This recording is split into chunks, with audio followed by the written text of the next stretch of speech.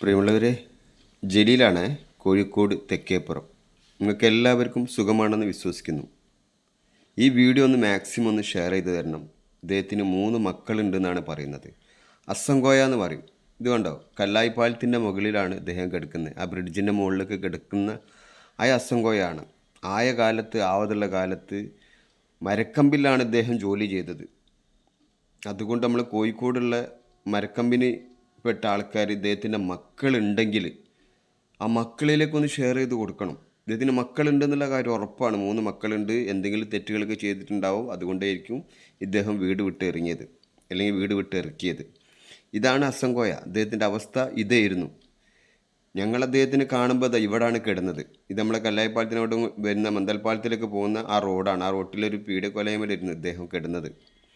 അങ്ങനെ ഒരു നല്ലൊരു മനുഷ്യസ്നേഹി ഇദ്ദേഹത്തിന് കണ്ടപ്പം വിളിച്ച് പറഞ്ഞ പ്രകാരം നമ്മളോട് എത്തുമ്പോൾ നോക്കുമ്പോൾ പനിയാണ്. ന്യൂമോണിയ എന്ന് പറഞ്ഞ രോഗമാണ് ഇപ്പോൾ ഇദ്ദേഹത്തിനുള്ളത്. അത് കൂടുതലായിട്ടുണ്ട്. ശ്വാസതടസ്സമൊക്കെ ഉണ്ടായിട്ട് ഉള്ള പ്രശ്നങ്ങളാണ്. ഞങ്ങൾ കൊണ്ടുപോയി അത് അവിടുന്ന് വൃത്തിയാക്കിയിട്ട് അദ്ദേഹത്തിനെ കൊണ്ടുപോയിട്ട് കോഴിക്കോട് ബീച്ച് ഹോസ്പിറ്റലിൽ കൊണ്ടുപോയി ആക്കി.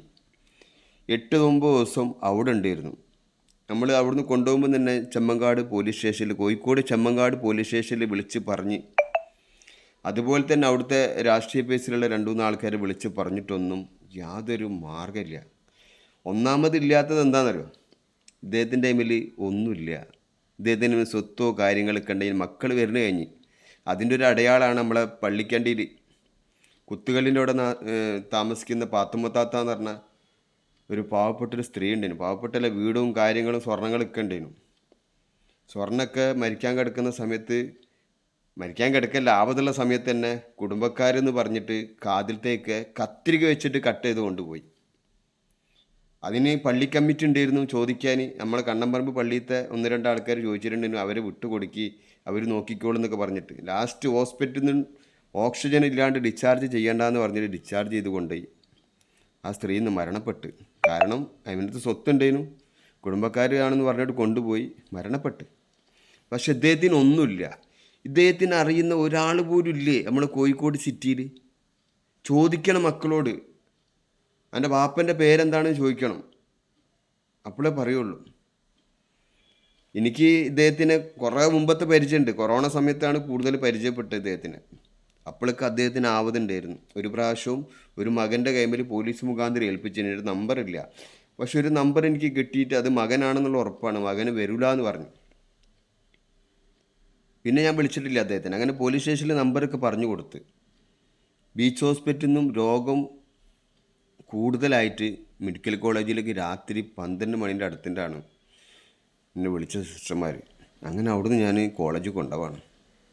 3:30 രാത്രി പുലർച്ചയ്ക്ക് 3:30 സമയത്താണ് അവിടുന്ന് കഴിച്ചിലായത്. വാർഡിലേക്ക് മാറ്റി കഴിഞ്ഞതിന് ശേഷം ഞാനിങ്ങോട്ട് വന്ന്. അപ്പോഴും ഞാനൊരു വീഡിയോ ഇട്ടിട്ടുണ്ടായിരുന്നു. പടച്ചോന് വിചാരിച്ചിട്ട് മരക്കമ്പിൽ ആരും ഇദ്ദേഹത്തിന് അറിയുന്നില്ല. ഒരാൾ പോലും വിളിച്ചിട്ടില്ല. അതാണ് സങ്കടം. ഇദ്ദേഹത്തിന് അറിയും, മക്കൾ അറിയും എന്ന് പറഞ്ഞിട്ട്. ഇതൊക്കെ വല്ലാത്തൊരു സങ്കടം കേട്ടോ, അങ്ങനത്തെ കാര്യങ്ങളൊക്കെ. ഇന്ന് നമുക്കൊക്കെ മക്കളുണ്ടെങ്കിൽ നാളെ നമ്മളങ്ങനെ അകപ്പെടാതിരിക്കട്ടെ പടച്ചോനെ. നിങ്ങളിതൊന്ന് ശേഖരിക്കണം. മക്കളോട് ചോദിക്കാനുള്ള സന്മനസ്സുകൾ കാണിക്കണം. എൻ്റെ ബാപ്പല്ലേ കെടുക്കണമെന്നുള്ളത്. ഇദ്ദേഹത്തിന് എന്ത് സംഭവിച്ചു പോയി കഴിഞ്ഞാൽ അവർ വരുമ്പോഴുണ്ടല്ലോ നമ്മളെ വായിന്ന് കേൾക്കണത് അവർക്ക് കേൾക്കും. ഇനി ഇവിടുന്ന് കിട്ടിയില്ല അവിടുന്ന് കിട്ടാതിരിക്കില്ല. കാരണം കാലത്ത് എന്തെങ്കിലുമൊക്കെ ചെയ്തു കൊടുത്തിട്ടുണ്ടാവും. താനൊന്നും വളരില്ലല്ലോ കുട്ടികളൊന്നും. ഇദ്ദേഹത്തിൻ്റെ അല്പെങ്കിലും എല്ലുണ്ടാവും. പഠിച്ചോന്ന് വിചാരിച്ചിട്ട് മക്കളുണ്ട്, ഇതൊന്ന് കൊടുക്കണം. മക്കൾ വരാനുള്ള അധികാരവും അവകാശവും ജനങ്ങളായി നിങ്ങൾക്ക് തന്നിരിക്കുകയാണ്. പ്ലീസ്